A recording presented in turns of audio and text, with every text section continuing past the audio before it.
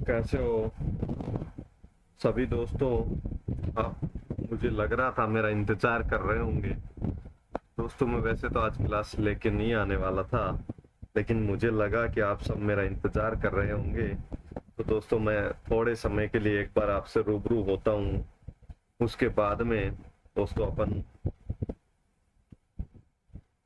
ऐसी मेरी आदत नहीं है कि दोस्तों मैं केवल आपसे फालतू की बातें करके और चला जाऊं। तो दोस्तों मैंने क्या किया है कि मैंने डिसाइड किया कि दोस्तों कुछ काम की बातें करेंगे, उसके साथ में दोस्तों अपन एक नियम भी पढ़ेंगे। तो सबसे पहले तो अपन कुछ काम की बातें करेंगे दोस्तों।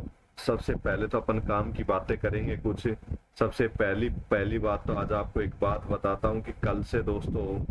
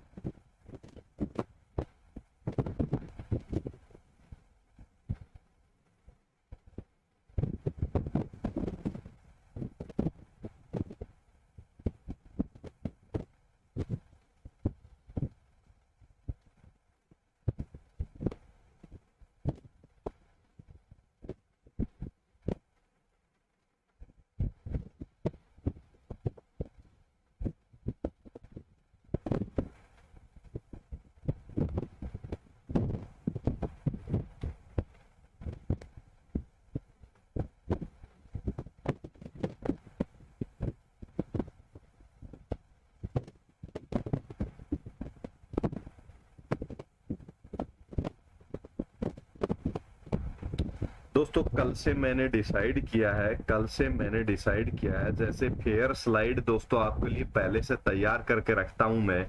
और फिर मैं आपको स्क्रीनशॉट लेने के लिए बोलता हूं केवल, तो उससे आपका नोट करवाऊं एक एक बात को, एक एक पॉइंट को लिख के, तो जो समय बचता है। इसी प्रकार से दोस्तों अपन अब आपका समय बचाने का प्रयास करूंगा, और ताकि अपन कम समय में ज्यादा से ज्यादा कवर कर पाए। तो इस कोशिश के अंतर्गत मैं दोस्तों रफ स्लाइड भी पहले से तैयार करके लेके आऊंगा। साथ साथ जो लिख के समझाता हूँ उसकी जगह पहले से रफ स्लाइड भी तैयार करके लेके आऊंगा। और उसको उस पे टिक करके पेन को फेरते हुए, अंडरलाइन करते हुए आपको समझाऊंगा। रफ स्लाइड भी तैयार करके लाऊंगा, क्योंकि दोस्तों जैसे फेयर स्लाइड तैयार करके लाता हूँ ना, तो उससे ये फायदा हो जाता है एक एक पॉइंट को आपको लिखवाने की जरूरत नहीं पड़ती। आप स्क्रीनशॉट ले लेते हैं, बाद में लिख लेते हैं, तो अपने समय की बचत होती है। और रफ स्लाइड भी पहले से तैयार रहेगी, तो दोस्तों मैं जो लिखने में समय लगता है मुझे, वो समय नहीं लगेगा। लिखी हुई स्लाइड रहेगी तो तुरंत आपको फटाफट समझा दूंगा। तो दोस्तों कम समय में अधिक नियम अपन समझ पाएंगे। तो दोस्तों 100 कल कल के एक तो ये चेंजमेंट लेके आया हूँ। एक दूसरा दोस्तों, मैं आपको एक और विश्वास दिलाना चाहता हूँ कि दोस्तों अपन अपन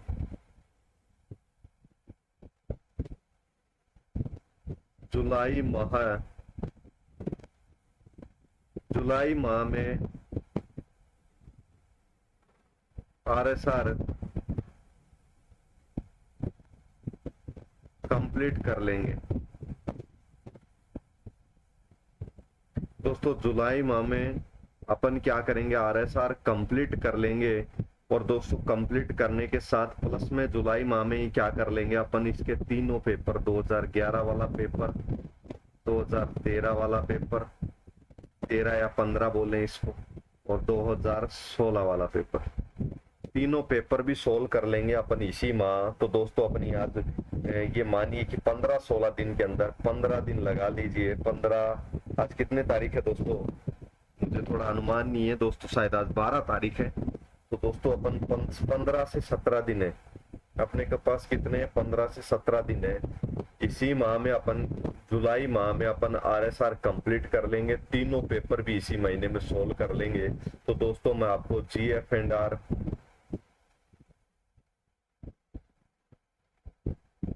आर करवा चुका हूँ, आरएसआर कंप्लीट करवा दूंगा इसी महीने में। तो दोस्तों जुलाई में मैं आपको 25 क्वेश्चन ईयर, 50 क्वेश्चन का मैटर कंप्लीट करवा चुका हूँ। तो दोस्तों जुलाई में अपन कंप्लीट कर लेंगे। कई स्टूडेंट पूछ रहे थे सर कितनी क्लासें और आएंगी। दोस्तों चाहे कितनी भी क्लासें आए, लेकिन मैं तो आपको बस इतना विश्वास दिलाना चाहता हूँ कि आने वाले 15 से 17 दिन में, यानी कि जुलाई माह में केवल, अब जुलाई माह के अपने 15 से 17 दिन बचे हैं, तो जुलाई महीने के अंदर अपन आरएसआर को कंप्लीट भी कर लेंगे। 2011 और 15 और 16 के तीनों पेपर भी सोल्व कर लेंगे, यानी कि आरएसआर अपने आप के जुलाई महीने में अगले 15 दिन में कंप्लीट करा दूंगा। एक दोस्तों ये रफ स्लाइड पहले से बना के रखूंगा, तो ये टाइम बचेगा तो अपन ज्यादा नियम कवर कर पाएंगे। तीसरा दोस्तों, आपके लिए जल्दी ही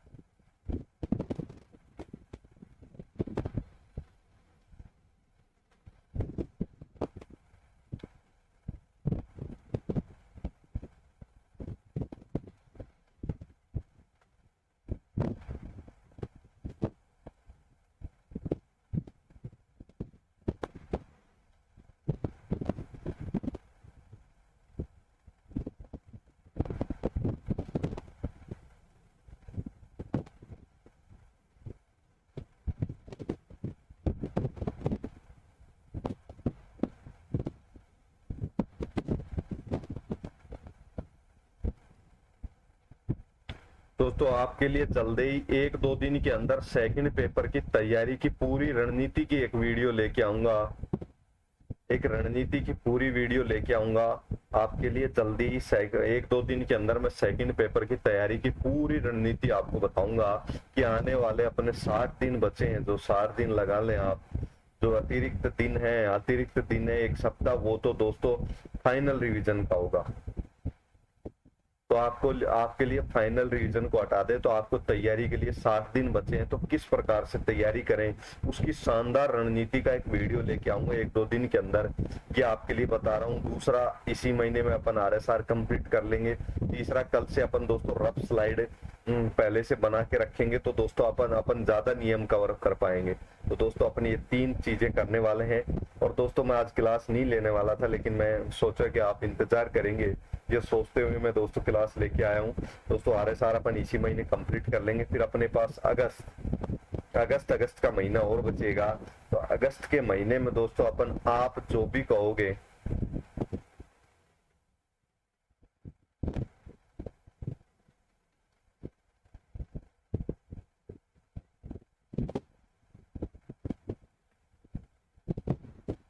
एक सब्जेक्ट और करवा दूंगा। आप जो भी कहोगे ना, वो एक सब्जेक्ट और करवा दूंगा अगस्त के महीने में। लेकिन दोस्तों आप जो सब्जेक्ट करेंगे जो अगस्त महीने में, तो दोस्तों अपन इस हिसाब से करेंगे कि आप उसको आराम से रट सकें और उसमें से क्वेश्चन आ सके, महत्वपूर्णता के आधार पर करेंगे। एक सब्जेक्ट और करवा दूंगा। तो दोस्तों ये तो हुई रणनीति। अब भविष्य की मैं ज्यादा कुछ कह नहीं रहा, लेकिन अब मैंने जो ये आपके सामने 3 पॉइंट्स लिखे हैं, इन 3 पॉइंट्स को मैं आपको क्लियर कर देता हूँ। कल से रफ स्लाइड होंगी, साथ में तैयार होंगी पहले से, ताकि समय और अधिक बचे। अपना जुलाई माह में आरएसआर आपका कंप्लीट करा दूंगा इसी महीने में।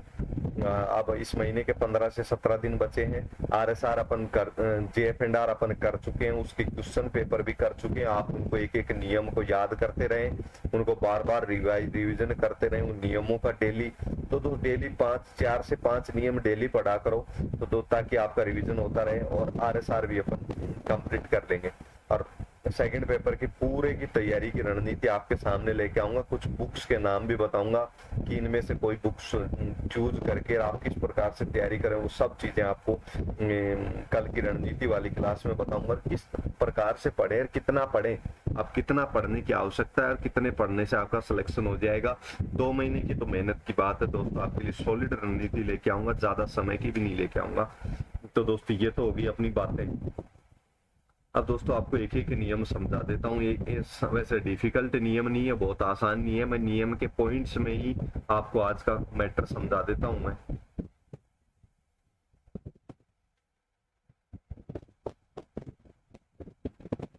दोस्तों इस पेज नंबर 1 इसका स्क्रीनशॉट ले लें, पेज नंबर 2 इसका भी दोस्तों स्क्रीनशॉट ले लें, और ये पेज नंबर 3 इसका भी आप स्क्रीनशॉट ले लें। तीनों पेज आपके लिए आज की क्लास के हैं। तो पेज नंबर 1 में अपन पहले समझ लेते हैं साथ साथ। दोस्तों नियम संख्या 21 किसके संबंध में है? हेडिंग है कटौतियों के संबंध में। कौन सी कटौती? प्रत्येक श्रमकारी कर्मचारी होता है, उसके लिए निर्धारित नियमों के अनुसार उसको अनिवार्य रूप से राजकीय जीवन बीमा योजना में मासिक अंशदान देना पड़ता है। यानी कि दोस्तों प्रत्येक सरकारी कर्मचारी को एक LIC कराना आवश्यक कर रखा है। यानी कि राजकीय जीवन बीमा योजना है, उसके तहत एक LIC प्रत्येक राजकीय कर्मचारी को करवाना आवश्यक है। ये पॉइंट तो ये हो गया क्लियर। बहुत आसान नियम है दोस्तों। नियम 21A क्या कहता है? राजस्थान सरकार द्वारा निर्धारित नियमों के अनुसार राज्य कर्मचारी को राजस्थान स्वास्थ्य योजना, दोस्तों राजस्थान सरकार स्वास्थ्य योजना RGHS, आपने बहुत सारी हॉस्पिटलों के बाहर लिखा हुआ होगा RGHS का निम्नलिखित कारण, यहाँ पे निम्नलिखित कार्ड धारकों का निःशुल्क इलाज किया जाता है। ऐसा आपने बहुत जगह हॉस्पिटलों के बाहर दिखेगा, और उसमें RGHS भी लिखा दिखेगा। यानी कि राजस्थान सरकार स्वास्थ्य योजना है। राजस्थान सरकार आर से राजस्थान गवर्नमेंट हेल्थ स्कीम, इस स्कीम के तहत प्रत्येक महीने सरकारी कर्मचारियों की जो तनख्वाह आती है उसमें से कुछ पैसे काटे जाते हैं, और उस पैसे से फिर निःशुल्क इलाज होता है। उस पैसे से वो सरकार कहीं इन्वेस्ट करती है या उससे बीमा करती है एक तरह से कर्मचारी का, फिर उसके तहत उसका क्या होता है, कर्मचारी का मुफ्त में इलाज होता है। तो दोस्तों ये दूसरा पॉइंट हो गया। तीसरा दोस्तों नियम 21 का B, एक राज्य कर्मचारी को राज्य सरकार द्वारा समय समय पर प्रसारित नियमों के अनुसार सामान्य प्रावधान निधि में दोस्तों GPF में पैसा कटाना पड़ता है। दोस्तों एक अंशदान निश्चित कर रखा है, उतना तो उसमें कटाना ही पड़ता है। कोई कर्मचारी अधिक कटाना चाहे तो अधिक पैसे भी कटा सकता है। मतलब हर महीने सामान्य प्रावधान एक निधि बना रखी है राज्य सरकार ने, उस निधि में कर्मचारी को अपनी सैलरी में से कुछ हिस्सा कटवाना पड़ता है। नियम निर्धारित कर रखे हैं, उन नियमों के तहत तय कर रखा है कि इतने प्रतिशत कटवाना आवश्यक है, तो उतनी प्रतिशत सैलरी में से पैसा कटता है। ये पैसा कर्मचारी को जब वो रिटायर होता है तो सामान्य प्रावधान निधि GPF का पैसा जब वो कर्मचारी रिटायर होता है तो उसको मिल जाता है। तो दोस्तों उसको मिल जाता है रिटायरमेंट के समय। अगर इसमें कोई ज्यादा पैसा कटवाएगा उसको अधिक पैसे मिलेंगे बाद में। आप अपनी सामान्य प्रावधान निधि से राज्य सरकार निधि में सरकार द्वारा सामान्य प्रावधान निधि, उसकी सामान्य प्रावधान निधि में सरकार द्वारा स्वीकृत महंगाई भत्ते की कोई किस्त, दोस्तों राज्य सरकार क्या कर सकती है, किसी कर्मचारी की महंगाई भत्ता है कोई, यानी दोस्तों महंगाई भत्ता छठा वेतन आयोग लग गया तो वेतन आयोग महंगाई तय करता है कितने प्रतिशत, फिर बैक डेट से महंगाई भत्ता मिलता है। जैसे लागू करती है सरकार जनवरी 2023 से कर्मचारियों के महंगाई भत्ते में 6% वृद्धि की जाती है। तो दोस्तों वो 1 जनवरी से की गई है, लेकिन अब चल तो जुलाई रही है। तो इस 5-6 महीने की जो उनकी 6%, पहले 5% सा महंगाई भत्ता अब 6% कर दिया, तो दोस्तों जो 1% की वृद्धि की उसकी राशि जो बढ़ेगी, क्योंकि 5% का तो हिसाब से तो भुगतान करते आ रहे थे जनवरी से, लेकिन अब सरकार ने जुलाई में आके आदेश जारी कर दिया कि 1 जनवरी 2023 से 6% महंगाई भत्ता दिया जाएगा 1 जनवरी 2023 से। तो दोस्तों अब आदेश जुलाई में जारी किया, तो 5% देते आ रहे थे वो 1-1% प्रत्येक कर्मचारी की तनख्वाह पे निकाल के और जो जितना अंशदान मिलेगा वो उसको भुगतान किया जाता है। तो दोस्तों स्वीकृत महंगाई भत्ते की कोई किस्त या महंगाई भत्ते की बकाया राशि क्या कर सकती है सरकार जीपीएफ में जमा करा सकती है, सामान्य प्रावधायी निधि, सामान्य भविष्य निधि में उसकी में जमा कर सकती है राशि, उसको बैंक में ना देकर उसकी सैलरी में तो जोड़ देगी, जोड़ के दिखा देगी और फिर उसका सामान्य जीपीएफ में कटौती दिखा के और उसको जीपीएफ खाते में जमा करा देगी। संशोधित वेतनमान नियम 2017 के परिशिष्ट 4 के अंदर नियम संख्या 3 में क्या है दोस्तों, प्रोबेशनर प्रशिक्षणार्थी यानी कि प्रारंभ में आप 2 वर्ष तक जब आपकी नियुक्ति होगी तो दोस्तों प्रारंभ में 2 वर्ष तक आपको मासिक क्या नहीं देना पड़ेगा दोस्तों, मासिक पारिश्रमिक की राशि में से राजकीय बीमा योजना में कोई कटौती नहीं होगी। यानी कि दोस्तों जो पैसे मिलेंगे उसमें एलआईसी में आपकी कटौती नहीं होगी प्रारंभ के 2 वर्ष में। ठीक है, जब आप मतलब प्रोबेशन पीरियड में चल रहा होगा आपका नौकरी का कार्यकाल, जूनियर अकाउंटेंट बनने के बाद आप प्रारंभिक आपके 2 वर्ष की स्थिति का मामला है ये। संशोधित वेतनमान नियम 2018 के अनुसार इसमें क्या कह रहा है कि बीमा योजना में आपके पैसे नहीं कटेंगे और ना ही भविष्य निधि योजना में, यानी कि जीपीएफ में भी पैसा नहीं कटता 2 साल तक। जब तक आप अस्थायी कर्मचारी होते हैं तब तक आपका जीपीएफ में भी पैसा नहीं कटेगा। इसका कहने का मतलब है कि सामान्य भविष्य निधि योजना दोस्तों ये एक जीपीएफ योजना है, इसका नाम शॉर्ट में जीपीएफ है। इस योजना में सरकार प्रत्येक कर्मचारी की तनख्वाह में से पैसे काट के जमा करती है और उतने ही पैसे जितने कर्मचारी जमा करता है उतने ही सरकार जमा करती है और दोनों को मिला के जब रिटायर आता है तो उसको भुगतान कर दिया जाता है। तो जीपीएफ में जब पैसे कटते हैं तो कोई कटौती नहीं की जाती। कब तक? जब तक वो प्रोबेशन पीरियड में प्रोबेशन प्रशिक्षणार्थी है तो कटौती नहीं की जाएगी। तो ये दोस्तों ये तो हो गया अपना नियम। कौन सा नियम दोस्तों? नियम संख्या 21A, B और 21, नियम संख्या 21, नियम संख्या 21A, नियम संख्या 21B पढ़ लिया। ये दोस्तों 21C भी है इसमें नियम, लेकिन वो अपन पढ़ेंगे नहीं क्योंकि वो वर्तमान समय में उसको एक तरह से ये कहें कि वो यूजलेस हो चुका है, उस नियम को अपन नहीं पढ़ेंगे। दोस्तों अपन काम की बातें की दोस्तों, कल से अपन शानदार क्लास लेके आऊंगा आपके लिए। सेकंड पेपर की इतनी शानदार रणनीति बताऊंगा, अगर आप दोस्तों उस रणनीति को फॉलो करोगे ना तो लिमिटेड समय में आप सेकंड पेपर में अच्छा स्कोर कर पाओगे। मैं तो ये मान के चलता हूँ अगर उस रणनीति को फॉलो करोगे तो दोस्तों 25 में से 20 प्लस क्वेश्चन सही कर पाओगे सेकंड पेपर में, सभी क्वेश्चन सभी सब्जेक्ट में। तो उसकी आपको रणनीति बताऊंगा। और दोस्तों आज की क्लास में इतना ही।